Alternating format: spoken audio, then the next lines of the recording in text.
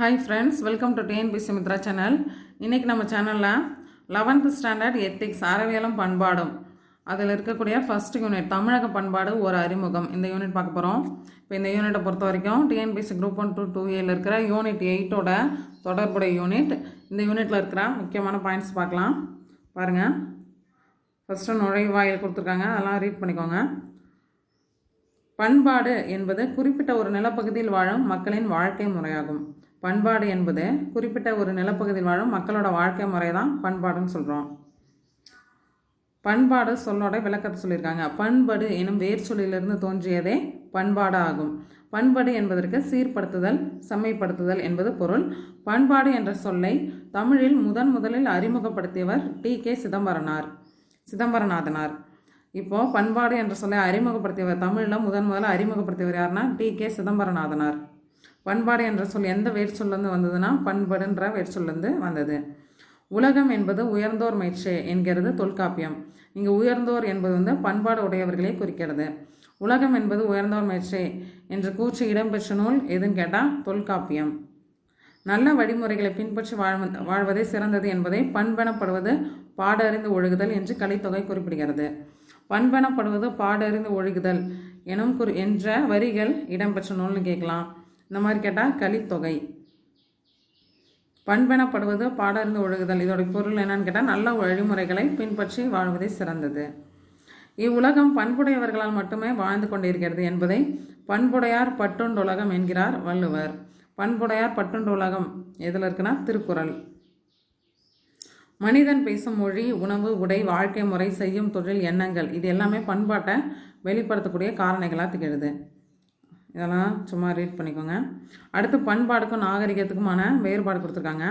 பண்பாடு மாந்தனோட அக உணர்வு வளர்ச்சியையும் சீர்மையும் குறிப்பது. நாகரிகம் புறத்தோற்ற வளர்ச்சியோட செம்மையை குறிப்பது. மாந்தனுடைய அறிவு திறத்தாலும் உள்ளுணர்வு திறத்தாலும் உள்ளத்தை பண்படுத்தி அன்பு, அருள், ஈகை, இரக்கம், பண்பு, பக்குவம், வீரம், தீரம், ஊக்கம், உணர்வு, மானம், மரியாதை, பற்று, பணிவு, தன்னலம் கருதாமல் இருக்கிறது, பிறர் நலம், உடைமை, உடல், உயிரை ஈபவன், இந்த மாதிரி பேர் இருக்கிறது, அகத்தோற்ற பொலிவை உணர்த்துற, இது எல்லாமே பண்பாடு குறிக்கிறது. நாகரிகன்றது வெளி, அதாவது சுவையான உணவு, அழகான உடை, வசதியான உரையுள், வாய்ப்பான போக்குவரத்து பொறி, வளம் மிகுந்த நாடு, நலம் மிகுந்த நகரம், கல்விச்சாலை, கலைக்கூடம், இசை, கூத்து, நாடகம், நாட்டியம், ஓவியம், சிற்பம், விளையாட்டு, வளர்ந்து நிற்கும் வாணிகம், இந்த மாதிரி விஷயங்களை சொல்கிறது நாகரிகம். இது நாகரிக வளர்ச்சியை காட்டுது. அடுத்தது தமிழர்களுடைய தோற்றம் கொடுத்துருக்காங்க, இதெல்லாம் ரீட் பண்ணிக்கோங்க. தொன்மையை வெளிப்படுத்தும் சான்றுகள் கொடுத்துருக்காங்க. அடுத்து இலக்கிய சான்றுகள் பார்க்கலாம். தொல்காப்பிய பொருளதிகாரம் பழந்தமிழரின் அகப்புற வாழ்க்கை முறைகளை பற்றி கூறுகிறது. தொல்காப்பியத்துடைய பொருளதிகாரம் பழந்தமிழரோட அகப்புற வாழ்க்கையை பற்றி கூறுது. அதாவது சொல் இலக்கணம், எழுத்து இலக்கணம் மட்டும் இல்லாமல் வாழ்க்கைக்கும் இலக்கணம் சொல்லியிருக்காங்க தொல்காப்பியத்தில். சங்க இலக்கியங்கள் அக வாழ்க்கையை குறிஞ்சி, முல்லை, மருதம், நெய்தல், பாலை என அன்பின் ஐந்தனையாக பகுத்துள்ளன. சங்க இலக்கியங்கள் அக வாழ்க்கையை குறிஞ்சி, முல்லை, மருதம், நெய்தல், பாலை என அன்பின் ஐந்தனையாக பகுத்துருக்காங்க. ஏற்கனவே திணையை வச்சு அகத்திணை புறத்திணை வச்சு நம்ம சேனலில் வீடியோ போட்டிருக்கோம், அதை பார்த்துக்கோங்க. அதில் இந்த நிலம், பொழுது, கருப்பொருள், முதற்பொருள், உரிப்பொருளை பற்றியும் டீப்பாக சொல்லியிருக்கோம் அந்த வீடியோவில். இதன் மூலமாக நிலம், பொழுது ஆகியவை முதற் பொருளாகவும், வழிபடு தெய்வம், வழிபாட்டு முறை, வாழ்க்கை முறை, விளையும் பொருள் கருப்பொருளாகவும், காதல் வாழ்வு அதன் வழியாக தோன்றும் பல்வேறு உணர்வு நிலைகள் உரிப்பொருளாகவும் பாகுபடுத்தி விளக்கப்பட்டிருக்கு. ஐவகை நிலங்கள், யாதும் ஊரே யாவரும் கேளீர் என்ற ஐவகை நிலங்கள் இந்த பிக்சரில் கொடுத்துருக்காங்க. யாதும் ஊரே யாவரும் கேளீர் என்ற உயரிய தத்துவத்தை உலகிற்கு எடுத்துக்கூடிய பெருமை சங்ககால புலவராகிய கணியன் பூங்குன்றனாரை சாரும். யாதும் ஊரே யாவரும் கேளீர்னா உறவினர்னு பொருள். யாதும் ஊரே யாவரும் கேளீர்னு சொன்னவர் யாரு? கணியன் பூங்குன்றனார். சேர மன்னர்களின் வணிக முறை, ஆட்சி சிறப்பு, போர்த்திறம், கொடைத்திறம் முதலானவற்றை பற்றி பதிற்று 10 விரிவாக விளக்குது. பதிற்று 10 சேர அரசர்களை பற்றி சொல்லியிருக்காங்க. இசைப்பாடலாகிய பரிபாடல் பாண்டியர்களின் தலைநகரமாகிய மதுரையின் சிறப்பையும், வையை ஆற்றின் சிறப்பையும், திருமால், முருகன் போன்ற தெய்வங்கள் வழிபட்ட முறைகளையும் பாடுகிறது. பரிபாடல் இசைப்பாடல், அது பாண்டியர்களை பற்றி சொல்லுது. இப்போது பதிற்று 10 சேரர்களை பற்றி சொல்லுது. பரிபாடல் பாண்டியர்களை பற்றி சொல்லுது. 10 பாட்டில் 5 நூல்கள் ஆற்றுப்படை நூல்கள். என்னென்ன நூல்னு பார்க்கலாம். ஆற்றுப்படைனா என்னன்னு சொல்லியிருக்காங்க. தம்மை போன்ற வறுமையில் வாடும் பிறரும் வளம் பெற்று வாழ்வதற்கான வழிமுறைகளை கூறுகின்ற பெருமனம் படைத்தவர்களாக புலவர்கள் திகழ்ந்துள்ளார்கள். அதான் வழிப்படுத்துவது, நெறிப்படுத்துவது தான் ஆற்றுப்படுத்துவது. இதுதான் ஆற்றுப்படையோட பொருள். தம்மை போல வறுமையில் இருக்கிற புலவர்களுக்கு வழிப்படுத்திருக்காங்க. அந்த மாதிரி நூல்கள் தான் ஆற்றுப்படை நூல்கள். குறிஞ்சிப்பாட்டும் முல்லைப்பாட்டும் நிலவளம், காதலின் சிறப்பு ஆகியவற்றை பற்றி பேசுது. நெடுநல் வாடை காதலையும் வீரத்தையும் ஒரு சேர பேசுகிறது. மதுரை காஞ்சி பாண்டிய நெடுஞ்செழியனின் சிறப்பை கூறுகிறது. பாண்டிய நெடுஞ்செழியனின் சிறப்பை கூறும் நூல் எதுனா மதுரை காஞ்சி. அதில் கூறப்பட்டுள்ள நிலையாமை குறித்த கருத்துக்கள் கூட பாண்டிய மன்னன் காலத்தால் ஆற்ற வேண்டிய கடமைகளின் நினைவூட்டலாகவே அமைந்துள்ளன. நிலையாமை பற்றிய கருத்துக்கள் இடம்பெற்ற நூல் எதுன்னு கேட்டாலும் மதுரை காஞ்சி. முட்டா சிறப்பின் பட்டினம் என்று பட்டினப்பாலை சொற்றொடர் குறிப்பிட்டு சொல்கிறது. அதாவது சோழ நாடு தரை வழி வணிகத்தாலும் கடல் வழி வணிகத்தாலும் வளம் பெற்றிருந்ததை முட்டா சிறப்பின் பட்டினம்னு பட்டினப்பாலை சோழ நாட்டை பற்றி சொல்லுது. இரட்டை காப்பியங்களில் ஒன்றான சிலப்பதிகாரம் தமிழர் ஆட்சி முறை, ஆடல் பாடல் கலைவளம், புகார், மதுரை, வஞ்சி ஆகிய தலைநகரங்களுடைய சிறப்பு, வணிக சிறப்பு, சமய நம்பிக்கை, வழிபாட்டு முறை, தனி மனித ஒழுக்கம், நீதி வழங்கும் முறை இது எல்லாத்தையும் பற்றி விரிவாக சொல்லுது. மணிமேகலை சமய அறக்கருத்துக்களையும் வாழ்வியல் நெறிகளையும் எடுத்துரைக்குது. பல்வேறு குற்றங்களுக்கான அடிப்படை காரணங்களை ஆராய்வதன் மூலமே குற்ற செயல்களை தடுத்து நிறுத்த முடியும். இதுவே மணிமேகலையோட மைய கருத்து. பசியை பிணியாக உருவகம் செய்து அதை போக்க வேண்டிய அவசியத்தையும் கூறுகின்ற புரட்சி காப்பியம் மணிமேகலை. வெளிநாட்டினரோட குறிப்புகள் கொடுத்துருக்காங்க. பல நூற்றாண்டுகளுக்கு முன்பு எழுதப்பட்ட எரித்திய கடலின் பெரிஃப்ளோஸ் என்னும் நூலின் பதிப்புரையில் கிரேக்க மக்கள் நாகரிக சமூகத்தில் அடியெடுத்து வைப்பதற்கு முன்பே எகிப்தும் பண்டைய இந்தியாவும் நெடுங்காலமாக வணிக தொடர்பில் இருந்ததை பற்றி அந்த நூலில் சொல்லியிருக்காங்க. ரோமாபுர அரசன் அகஸ்டஸின் சமகாலத்தரான ஸ்ட்ராஃபோ பூகோள நூல், பிலினி எழுதிய உயிரியல் நூல், தாலமி எழுதிய பூகோள நூல் இது எல்லாமே பண்டைய தமிழகத்தோட கடல் வணிகம் பற்றி குறிப்பிடுது. ஸ்ட்ரோஃபோ எழுதிய பூகோள நூல், பிலினி எழுதிய உயிரியல் நூல், தாலமி எழுதிய பூகோள நூல் இதிலெல்லாம் பண்டைய தமிழகத்தில் நடந்த கடல் வணிகத்தை பற்றி குறிப்பிட்டிருக்காங்க. சேர நாட்டு துறைமுகங்கள் அனைத்தும் கண்ணனூருக்கும் கொச்சிக்கும் இடையில் அமைந்திருந்தன. அரேபியாவிலிருந்தும் கிரேக்கத்திலிருந்தும் வணிகப் பொருட்கள் ஏற்றிக்கொண்டது எண்ணற்ற நாவாய்கள் முசிறியில் செறிந்து கிடந்ததாக அந்த பெரிப்ளோஸ்ன்ற நூல் சொல்லுது. அரிசி எனும் தமிழ்ச்சொல் கிரேக்க மொழியில் அரிசா என்றும், இது கிரேக்கத்துக்கும் நமக்கும் நடந்த வணிகத்தால் இங்கே இருக்கிற சொற்கள் அந்த கிரேக்க நாட்டில் போனதை காட்டுது. அரிசி எனும் தமிழ்ச்சொல் கிரேக்க மொழியில் அரிசா என்றும், கருவா லவங்கம் எனும் தமிழ்ச்சொல் கார்பியன் என்றும், இஞ்சி வேர் சிஞ்சிஃபரோஸ் என்றும், பிப்பாலி பெர்பெரியாகவும் உருமாற்றம் அடைஞ்சுது. சாலமன் மன்னனுக்கு அளிக்கப்பட்ட துகி மயில் தொகை, ஆல்மக் அகில் மரங்கள் சாலமன் மன்னனுக்கு அளிக்கப்பட்ட மதிப்புயர்ந்த பொருள்களின் பெயர்கள் அனைத்தும் தமிழ் பெயர்களோட சிதைவுகள் தான். தமிழகத்து வேட்டை நாய்கள் தரத்தில் மேலானவன்னு அப்போ போற்றப்பட்டுச்சு, அதையும் ஏற்றுமதி செஞ்சுருக்காங்க. சேர நாட்டு துறைமுக பட்டினங்களான தொண்டியை திண்டிஸ்னு அழைச்சிருக்காங்க. முசிறியா முசிறிஸ்னு அங்கே குறிப்பிட்டிருக்காங்க. பொற்காட்டை பகரி என்றும், குமரியை கோமரி என்றும் ரோமர்கள் குறிப்பிட்டிருக்காங்க.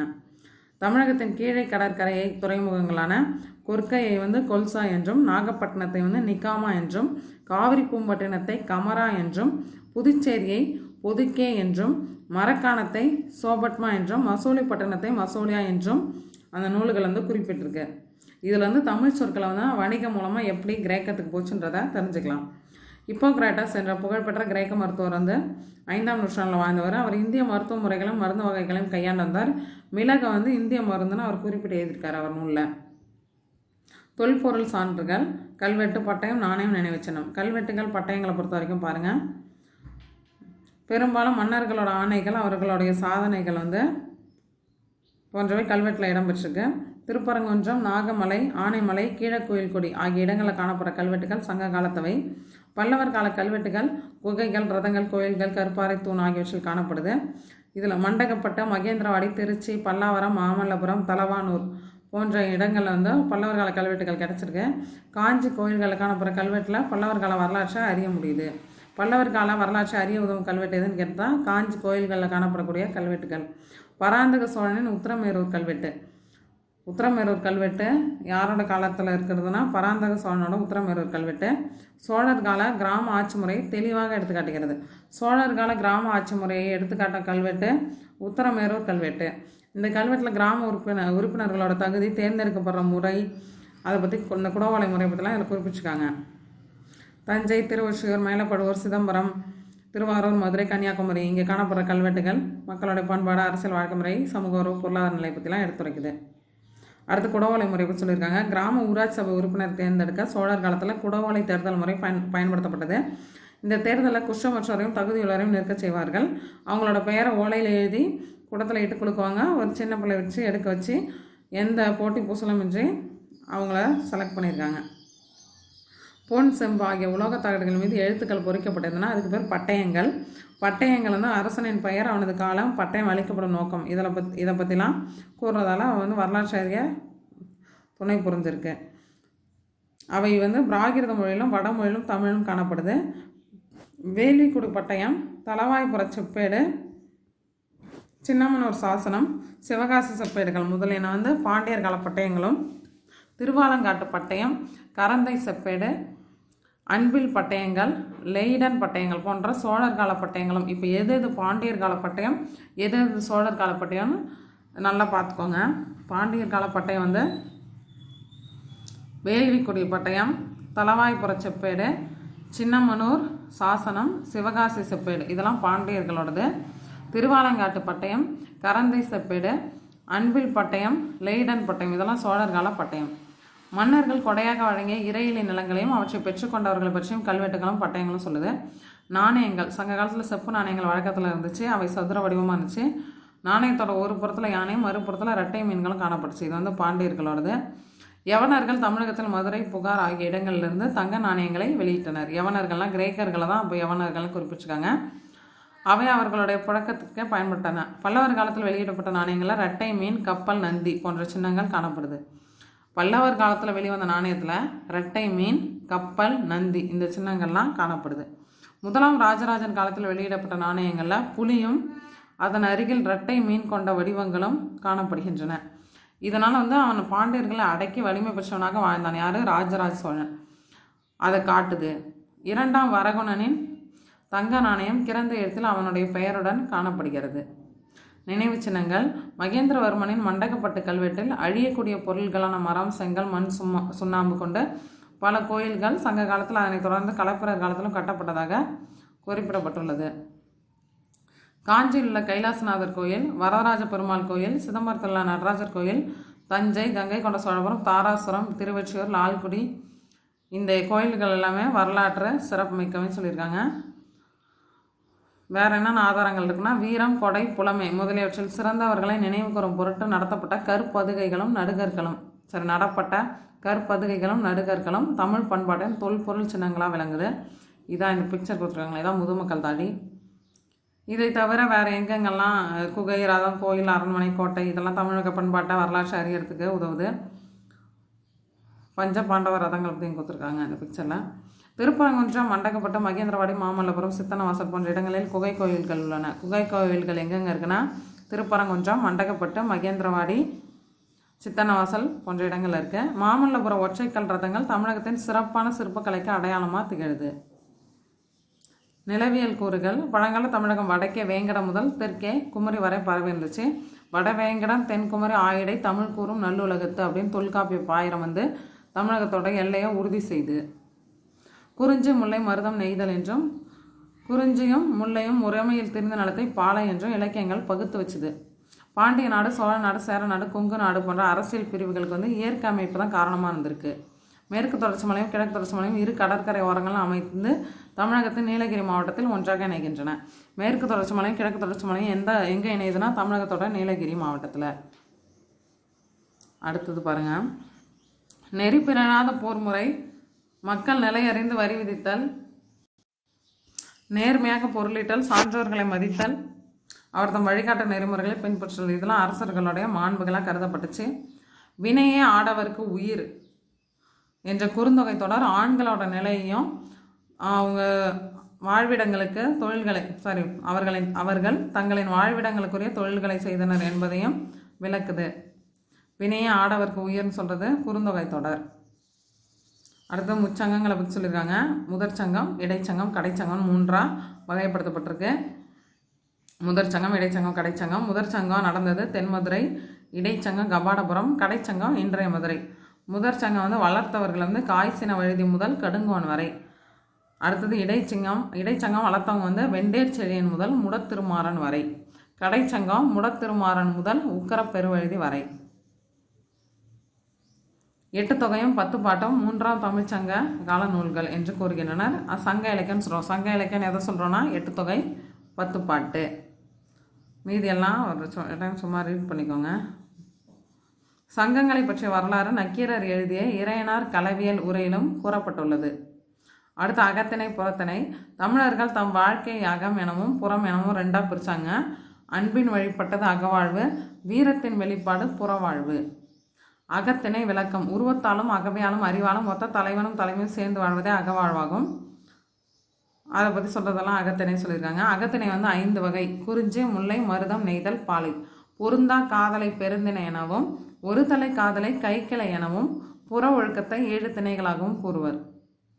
அகத்திணை புறத்திணை சார்ந்த செய்திகளை தொல்காப்பிய பொருளதிகாரம் விரிவாக விளக்குது. 5 திணைகளுக்கான முதற் பொருள் உரிப்பொருளை பற்றி கொடுத்துருக்காங்க. குறிஞ்சி நிலம் மலையும் மலை சார்ந்த இடமும், பொழுது பார்த்தீங்கன்னா சிறு பொழுது பெரும் பொழுது, இது முதற் பொருள். இது உரிப்பொருள். கருப்பொருள் விலங்கு, பூ, மரம், தெய்வம், தொழில் எல்லாமே வரக்கூடியது கருப்பொருள் ஒவ்வொரு நிலத்துக்கும். இப்போ குறிஞ்சை பொறுத்த வரைக்கும் நிலம் மலையும் மலை சார்ந்த இடம், சிறுபொழுது யாமம், பெரும்பொழுது கூதிர் முன்பணி, உரிப்பொருள் புணர்தல் நிமித்தமும். முல்லை நிலம் காடும் காடு சார்ந்த இடமும், சிறுபொழுது மாலை, பெரும்பொழுது கார்காலம், உரிப்பொருள் இருத்தல் நிமித்தமும். இதை பற்றியும் நம்ம வீடியோவில் தனியாக போட்டிருக்கோம் பாருங்கள். மருதம் நிலம் வயல் சார்ந்த இடமும், சிறுபொழுது வைகரை, பெரும்பொழுது கூதிர் முன்பணி பின்பணி இளவேனில் முதுவேனில், உரிப்பொருள் ஊடல் நிமித்தமும். நெய்தல் கடல் சார்ந்த இடமும், சிறுபொழுது ஏற்பாடு, பெரும்பொழுது கூதிர் முன்பணி பின்பணி இளவேனில் முதுவேனில், உரிப்பொருள் இரங்கல் நிமித்தமும். பாலை மணல் சார்ந்த இடமும், சிறுபொழுது நண்பகல், பெரும்பொழுது இளவேனில் முதுவேனில் பின்பணி, உரிப்பொருள் பிரிதல் நிமித்தமும். அடுத்து புறத்திணை வச்சுருக்காங்க. புறத்திணை விளக்கம். தொல்காப்பி புறத்திணைகளை 7ஆக வகுத்திருக்கு.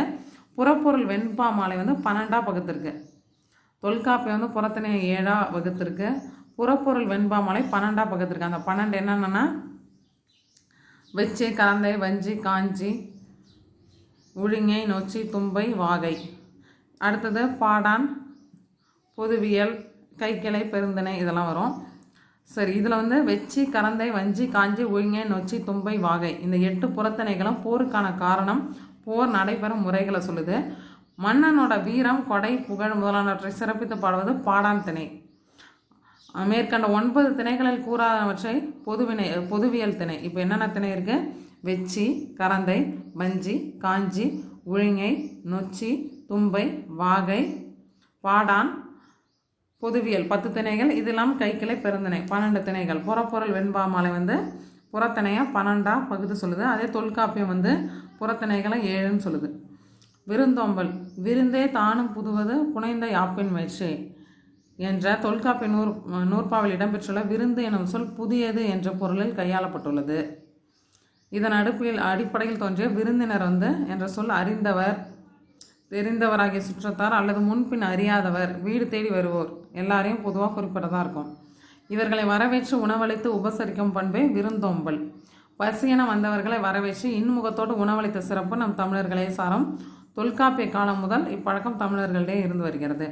விருந்து புறந்ததா தான் உண்டல் சாவா மருந்தெனினும் வேண்டற்பாற்றென்று.